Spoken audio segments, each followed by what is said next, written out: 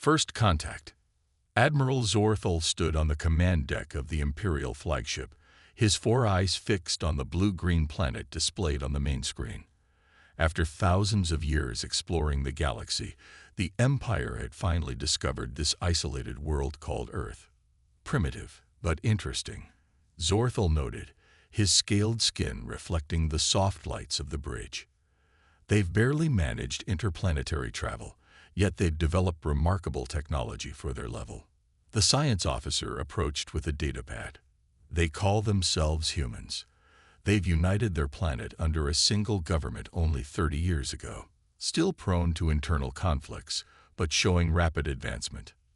Zorthal nodded. The Empire had incorporated thousands of species over its long history. Some joined willingly, others required persuasion. Humans would be no different. Send the diplomatic vessel. Standard first contact protocols. On Earth, the detection of the massive Imperial fleet at the edge of the solar system had thrown governments into emergency sessions. After the initial panic subsided, leaders agreed to send representatives to meet the aliens. Commander Jack Holden adjusted his uniform as he boarded the shuttle. At 42, with salt and pepper hair and steady blue eyes, he represented Earth's unified military. Beside him, diplomat Lisa Carter reviewed her notes one final time. Nervous? Jack asked. Lisa smiled tightly, just hoping these aliens are friendly. Our weapons wouldn't do much against ships that size. The meeting took place on the Imperial diplomatic vessel positioned between Earth and Mars. Jack noticed how the Imperial representatives seemed to look down at them. Literally, since the aliens stood nearly 7 feet tall, but also figuratively in their tone and mannerisms. The Galactic Empire welcomes Earth to the interstellar community, the lead diplomat said, his translator converting his clicking speech to English. We've ruled the stars for 50,000 years, bringing peace and advancement to all civilized worlds. Lisa stepped forward. We're honored to make your acquaintance and look forward to peaceful relations between our peoples. The Imperial diplomat made a gesture that might have been amusement. Of course, all species benefit from Imperial guidance. As a developing world, Earth qualifies for protectorate status. Jack tensed at the words. He'd studied enough history to recognize colonialism when he heard it. The meeting continued for hours as the Imperials outlined the benefits of becoming a protectorate. Limited self-government, technological exchanges, and protection. In exchange for resources, loyalty, and accepting Imperial bases on Earth and throughout the solar system. During a break, Jack pulled Lisa aside. They're not offering partnership, they're demanding submission. Lisa nodded grimly. I've been authorized to reject any terms that compromise Earth's sovereignty, but let's hear them out completely first. When the meeting resumed, Lisa presented Earth's position clearly. While we welcome friendly relations, Earth must remain fully independent. We propose trade agreements and cultural exchanges as equals. The Imperial representatives looked genuinely shocked. The lead diplomat's skin changed color slightly. Perhaps you misunderstand. The Empire doesn't negotiate with pre-spacefaring civilizations. We offer protection. The alternative would be unfortunate. Jack stepped forward. We understand perfectly. And our answer remains the same. The Imperials exchanged glances. This was not how first contact usually proceeded. Most species were either awed by Imperial might or terrified into compliance. We will report your unusual response to Admiral Zorthal, the diplomat said coldly. I suggest your leaders reconsider before his patience expires. After the humans departed, the Imperial diplomat contacted Zorthal. The humans refuse protectorate status. Admiral, they demand equal standing. Zorthal's expression remained unreadable. Interesting. Most primitives understand their place immediately. Shall we proceed with intimidation tactics? The Admiral considered this briefly. No. Prepare a formal ultimatum. Let's see if humans comprehend the consequences of defiance. Back on Earth, Jack and Lisa reported to the United Earth Council. They're not here to make friends, Jack concluded. They expect us to bow down, or face consequences. The council president looked grave. Then we better prepare for those consequences. Humanity won't surrender its freedom without a fight. None of them realized they were about to teach the galaxy's oldest empire a lesson it would never forget. The ultimatum. 1 week after the first contact, the Imperial messenger arrived at Earth's orbital station with Admiral Zorthal's response. The message was brief and cold. Join the Empire as a protectorate within 14 Earth days, or face corrective measures. The United Earth Council gathered in their underground chamber beneath Geneva. Representatives from all regions sat in tense silence as the ultimatum was read aloud. Defense Secretary Paul Wright slammed his fist on the table. They're threatening us. We should activate all defense systems immediately. Ambassador Susan Miller raised her hand for calm. We need more time. Our technology is no match for theirs. Perhaps we can negotiate better terms. The room erupted in arguments until Council President Maria Alvarez called for order. We will pursue both paths. Susan will lead a team to continue talks while Paul prepares our defenses. Most importantly, we must keep our real intentions hidden. Across the solar system, human colonies on Mars and the Moon began quiet evacuations of civilians. Military personnel converted mining ships into combat vessels. Earth scientists worked around the clock studying the limited sensor data they had gathered from the Imperial ships. Dr. Ryan Cooper burst into the Council's emergency session 3 days later, his eyes wide with excitement. We found something. Their shield technology has a fluctuation pattern. It's minimal, but if we time our weapons precisely, we might penetrate their defenses. Paul nodded. That's our first advantage. Keep working. Meanwhile, Ambassador Miller led a delegation to the Imperial diplomatic vessel, appearing eager to discuss terms while requesting extensions and clarifications to buy time. The Imperial diplomats grew increasingly frustrated.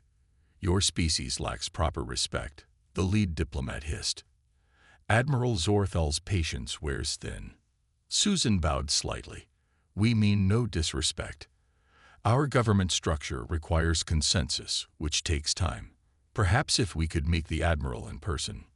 The request was denied, but it delayed the Imperial timeline by another 3 days. Unknown to the humans, the Empire had planted a spy. Cameron Peters had been genetically modified to appear human and inserted into Earth's Defense Ministry 6 months earlier, when Imperial scouts first discovered Earth. Now he worked to gather information on human military capabilities. Cameron accessed the secure server room during night shift, downloading defense plans. He was nearly finished when a security officer named Frank Murphy entered unexpectedly. Hey, you're not authorized for this area, Frank said, reaching for his sidearm. Cameron moved with inhuman speed, striking Frank unconscious before he could draw his weapon.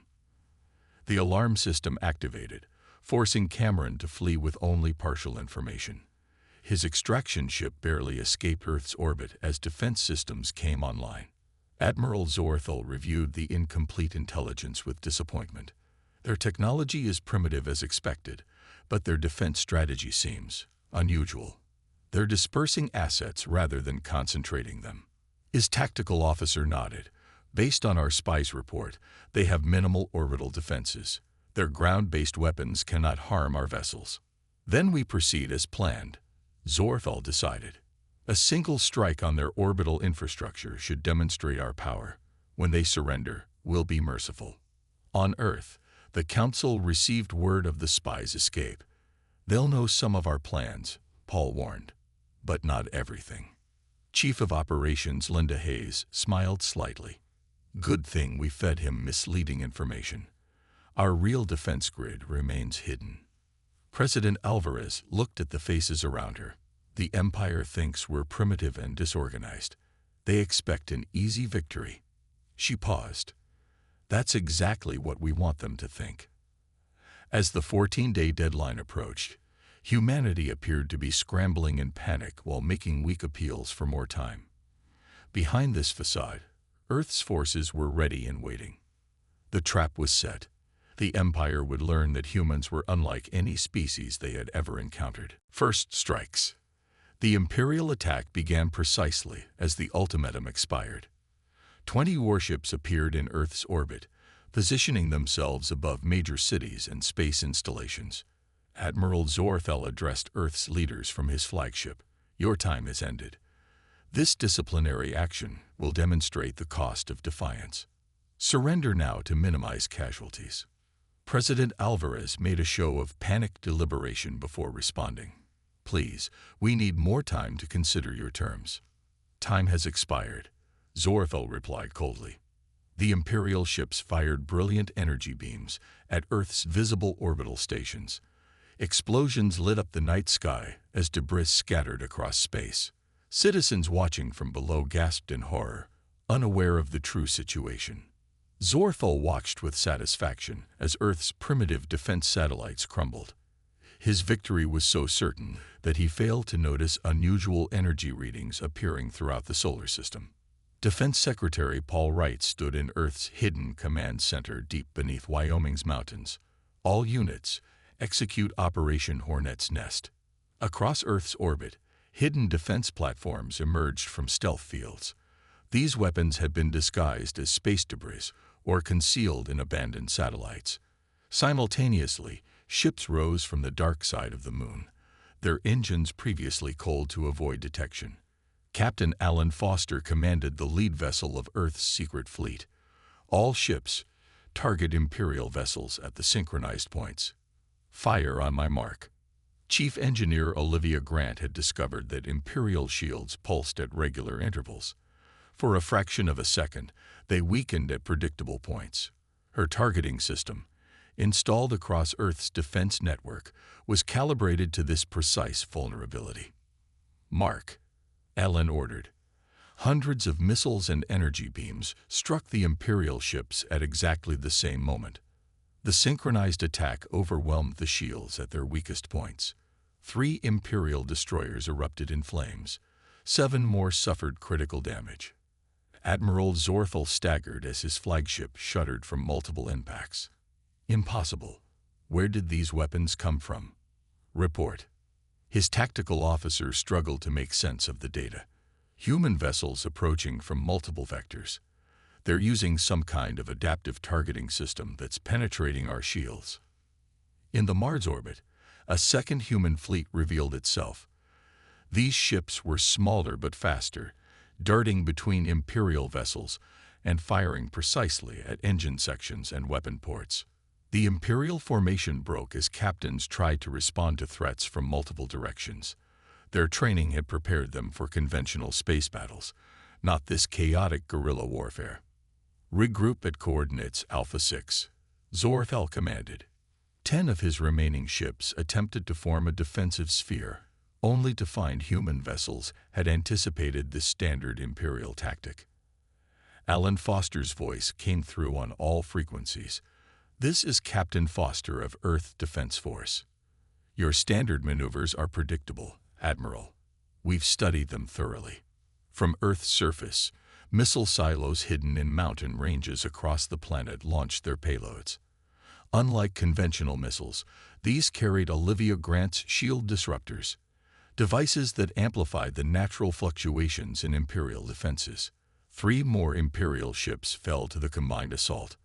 The remainder, including Zorthel's damaged flagship, began emergency jumps away from Earth. This isn't a retreat, Zorthel growled to his officers. It's a strategic withdrawal. The humans cannot possibly maintain this level of resistance. As the Imperial ships vanished into hyperspace, cheers erupted in command centers across Earth. But Paul Wright remained grim.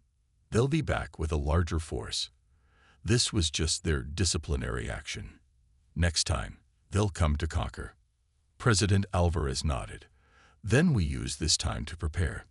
The Empire has existed for 50,000 years because no one has seriously challenged them. Until now. In his damaged flagship, Admiral Zorthel studied the battle recordings with growing concern. One fact was becoming clear.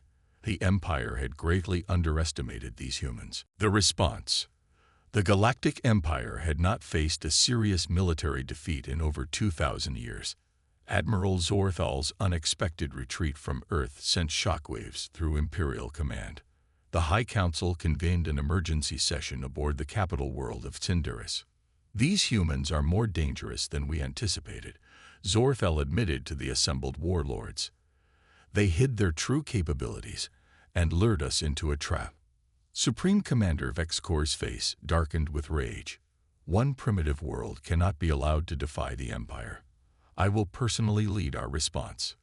Within days, the Empire assembled an invasion fleet of 500 warships. Their mission was clear: crush human resistance completely and make Earth an example to any other worlds harboring thoughts of rebellion. Meanwhile, Earth used every moment of the reprieve to strengthen its defenses. The United Defense Force, UDF, was formally established, uniting all military branches under a single command structure. Admiral Kelly Bennett, a veteran naval commander with silver hair and piercing green eyes, was appointed to lead the UDF. Her first action was to scatter Earth's forces throughout the solar system. "The Empire relies on overwhelming force concentrated in predictable formations," she explained to her officers. "We'll fight differently. Small units, constant movement, hit and run tactics."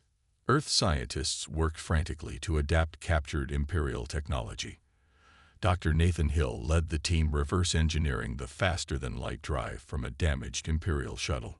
"They've had 50,000 years to develop this technology," Nathan told his exhausted team. "We need to understand it in weeks." His breakthrough came when he realized Imperial technology relied on principles humans had never considered. Rather than fighting these alien concepts, he embraced them and built hybrid systems that combined human innovation with Imperial power. The UDF retrofitted asteroids with stealth systems and weapons, creating hidden bases throughout the asteroid belt. Mining ships were converted to carriers for smaller attack craft. Every human colony became a potential base for ambush operations. 32 days after the first battle, Imperial scouts appeared at the edge of the solar system.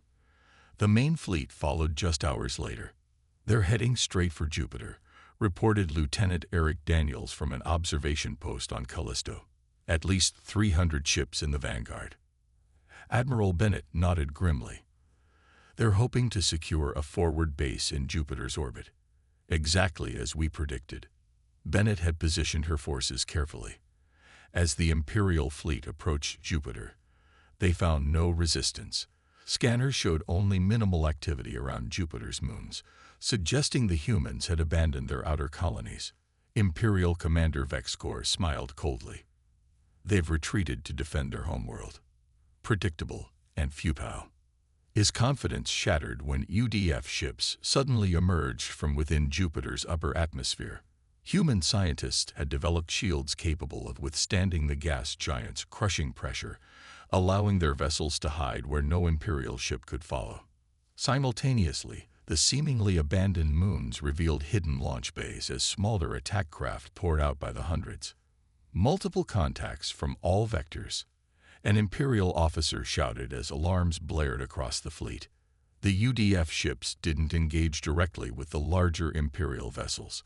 Instead, they executed what Bennett called mosquito tactics: quick approaches, precision strikes at weak points, then immediate withdrawal before the Empire could respond. Dr. Hill's adaptive AI systems adjusted human weapon frequencies with each attack, preventing the Imperial shields from compensating. Every strike found its mark with devastating efficiency. Vexcor watched in growing horror as his carefully arranged formation dissolved into chaos. 20 ships lost in the first hour, 40 more severely damaged. "They're not fighting according to any recognized doctrine," he muttered. "Where did they learn to battle this way?" The truth was simpler than he could imagine.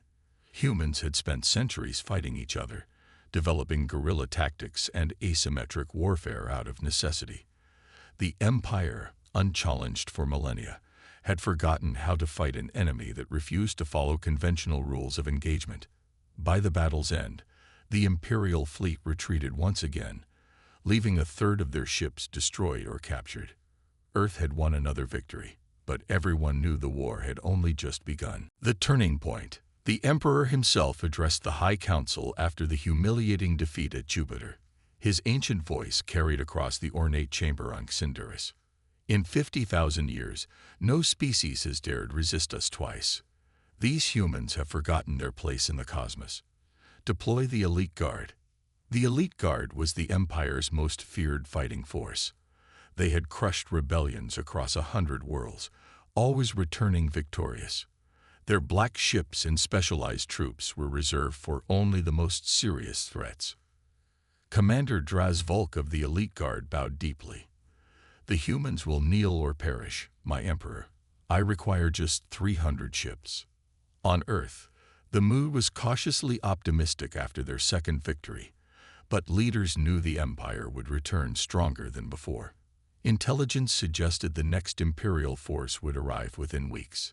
Science Director Megan Clark stood before the UDF leadership, her lab coat wrinkled from days without sleep. We've successfully integrated Imperial technology with our own designs. The prototype is ready. She displayed holographic schematics of a weapon system, unlike anything humans had built before. We call it the Sunflare. It creates a focused energy disruption that bypasses shields completely. Lieutenant Greg Patterson, a former Special Forces operator with a quiet voice and steady hands, studied the design. The range is limited. We'd need to get close to their command ships. Admiral Bennett nodded. That's why I'm authorizing Operation Kingslayer. Lieutenant Patterson will leave a small team to infiltrate the Imperial formation and deploy the Sunflare against their command vessels. Greg selected 4 pilots for the mission. Their ships were modified with experimental stealth systems derived from Imperial technology, but enhanced beyond recognition. The Empire thinks they know our capabilities, Greg told his team. Our advantage is that they're wrong. The Elite Guard arrived with precision and confidence, emerging from hyperspace near the Kuiper Belt.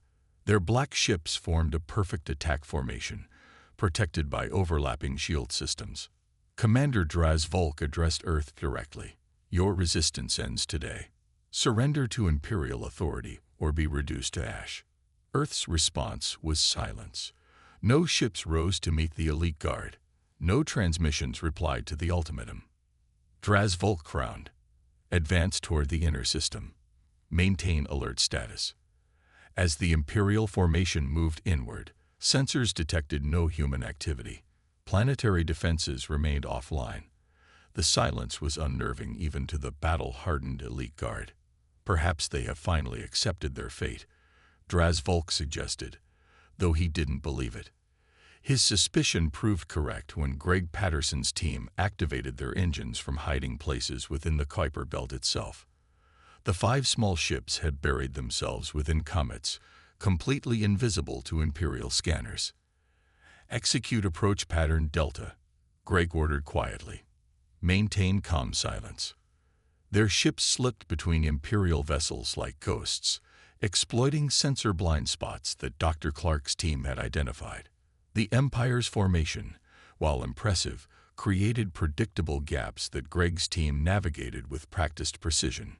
Meanwhile, Admiral Bennett enacted the second phase of her plan. UDF forces hiding in the asteroid belt launched a sudden attack against the Imperial fleet's rear guard. Draz Volk redirected his attention toward this visible threat. Standard containment pattern. Dispatch rear squadrons to eliminate. This was exactly what Bennett had anticipated. As Imperial ships turned to engage the diversionary attack, Greg's team reached their targets, the 5 command ships controlling the Elite Guard's perfect formation. Deploy Sunflares, Greg ordered. Each ship released the experimental weapon. The devices attached to the Imperial vessels, penetrating their hulls using a phase-shifting technology that treated solid matter as permeable for a fraction of a second. Megan Clark's voice came through on the secure channel. Detonation in 3, 2, 1. The Sunflares activated simultaneously. Rather than explosions, they created cascading energy disruptions that spread throughout the Imperial command ships. Systems failed, shields collapsed, and weapons went offline. Without their command ships, the Elite Guard's formation fell into disarray. Their training had never prepared them for this kind of asymmetric warfare. Drazvolk watched in horror as his 5 command ships drifted powerless in space. This is impossible. No primitive species could develop such technology. But the humans had done more than just develop it. They had improved upon Imperial designs in ways the Empire had never imagined. Empire's Reckoning. The Elite Guard's defeat sent the Imperial High Council into crisis. For the first time in recorded history, the Emperor summoned all members from across the galaxy for an emergency session. 3 failed campaigns against a single world is unprecedented, the ancient Emperor stated, his voice echoing through the vast chamber. How are these humans defeating our most advanced forces? Admiral Zorthal stepped forward cautiously. My Emperor, I believe we have fundamentally misunderstood this species. They do not fight like any civilization we have encountered before. The Emperor's eyes narrowed. Explain. Humans evolved on a highly competitive world with countless internal conflicts. While we have perfected standard warfare over millennia of unchallenged dominance, they have developed hundreds of different fighting styles. They adapt faster than we can respond. Murmurs spread through the council chamber. An advisor whispered, perhaps we should consider negotiation rather than continued military action. Negotiate with primitives. Commander Drazvolk spat. Impossible.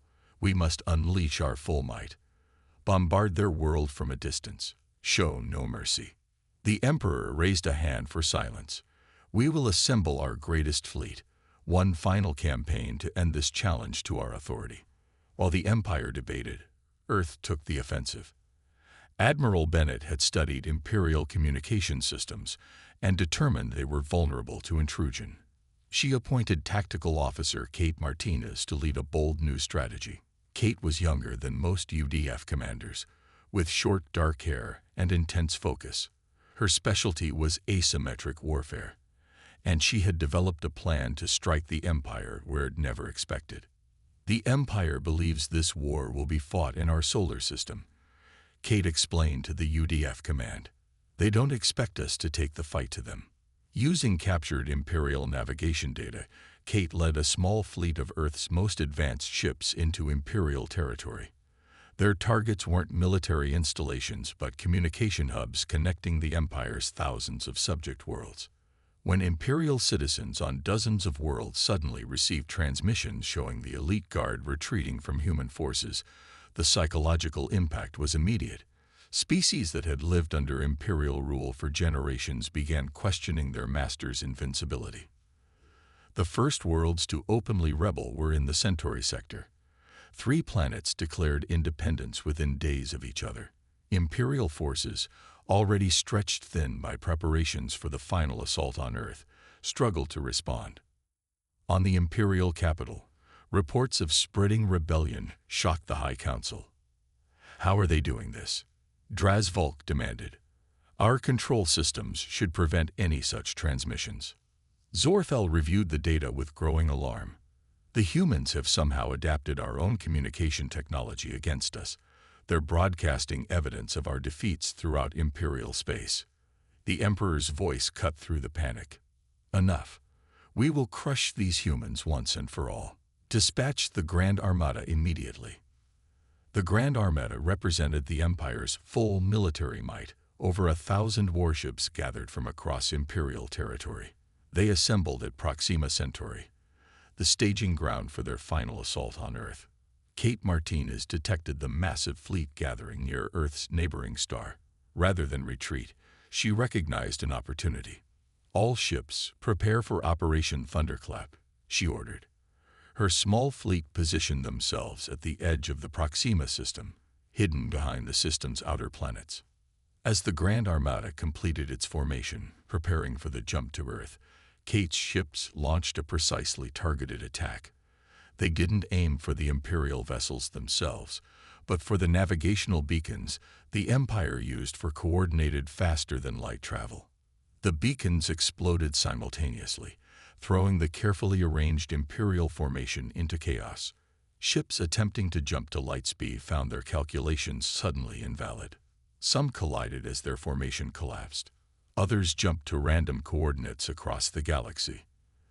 The Imperial Admiral in charge of the Grand Armada watched in disbelief as a third of his fleet vanished or destroyed itself in the confusion. Kate's voice came through on all Imperial frequencies. "This is Commander Martinez of Earth's United Defense Force. Your empire has existed unchallenged for too long. Today that changes. For the first time, the Empire found itself truly afraid of humans." Back on Earth, Admiral Bennett received Kate's report with satisfaction. "Prepare a diplomatic vessel," she ordered. "It's time we visited the Imperial capital. Not as supplicants, but as equals." A new order. The Imperial capital world of Cinderis had never received a delegation like this one. 8 human ships descended through the atmosphere, escorted by nervous Imperial fighters. The ships bore no weapons, but after months of devastating defeats, the Empire knew that appearances could be deceiving when it came to humans. Veteran soldier Howard Baker led the human delegation.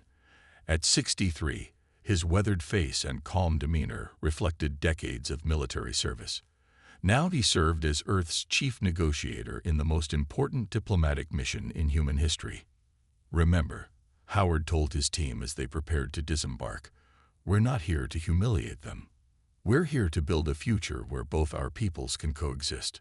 The Emperor himself attended the negotiations, breaking thousands of years of tradition. Imperial protocol typically kept the Emperor separate from lesser beings, but these humans had earned his direct attention. The Grand Hall fell silent as Howard and his team entered. Representatives from thousands of Imperial worlds watched with a mixture of fear, curiosity, and in some cases, hope. "We come in peace," Howard began, his voice steady and clear. "Despite the conflict that has defined our relationship thus far, Earth desires an end to hostilities." The Emperor studied Howard carefully. "Your species has defeated our military 3 times. Many of my advisors believe you intend to conquer our empire." Howard shook his head. "We have no such desires. Earth seeks only independence and the right to determine our own future." This simple request confused many Imperial officials. In their experience, victory inevitably led to conquest. The concept of fighting merely for freedom seemed alien to them. "What guarantees do we have that humans won't expand aggressively once we recognize your independence?" asked an Imperial counselor. "The same guarantee you have from any sovereign nation: mutual respect and beneficial trade," Howard replied. "We will sign treaties limiting military deployments and establishing clear boundaries." Negotiations continued for 7 days. The humans surprised the Empire at every turn. They didn't demand reparations or territory beyond their solar system. They offered fair trade terms and technological exchange under carefully defined parameters. On the final day, Admiral Zorthel approached Howard during a recess. "I must understand. Why don't you press your advantage? You could demand far more." Howard considered the question carefully. "Because conquest isn't our goal. History has taught us that empires built on domination eventually fall. We prefer lasting peace between equals." The peace treaty was signed on the 8th day. The Galactic Empire formally recognized Earth as a sovereign, independent world.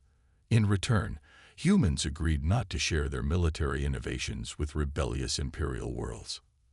As the human delegation prepared to depart, Admiral Zorthel issued a statement that would become famous throughout the galaxy. "If humans come in peace, welcome them. If they come in war, run." The words spread across Imperial space, cementing humanity's reputation as warriors unlike any the galaxy had seen before. In the months that followed, Earth established the Interstellar Coalition of Independent Worlds. Several systems that had declared independence during the conflict joined willingly. Unlike the Empire's forced assimilation, the coalition was founded on principles of mutual respect and shared prosperity. 6 months after the treaty signing, Commander Jack Holden, who had represented humanity at that very first contact, found himself sharing a drink with former enemy Commander Krell on a neutral space station. "Your people changed everything," Krell admitted, his translator conveying the complexity of his emotions. The Empire has existed unchanged for 50 millennia. Now, reforms are spreading throughout Imperial space. Jack smiled slightly. Sometimes it takes an outsider to show you different possibilities. Is it true, Krell asked, that your species spent most of its history fighting itself? That you developed your military prowess through internal conflicts? Unfortunately, yes, Jack acknowledged. But we learned from our mistakes. We united our world before reaching the stars. Krell's alien features formed what might have been a smile. Perhaps that's what the Empire needed, to remember what it means to face a real challenge. As they looked out at the stars through the viewport, both human and Imperial knew the galaxy would never be the same. The old order was ending, and a new one was just beginning. One where humanity would play a central role in shaping the future of countless worlds. The first Time War with humans had ended, but humanity's journey among the stars had only just begun.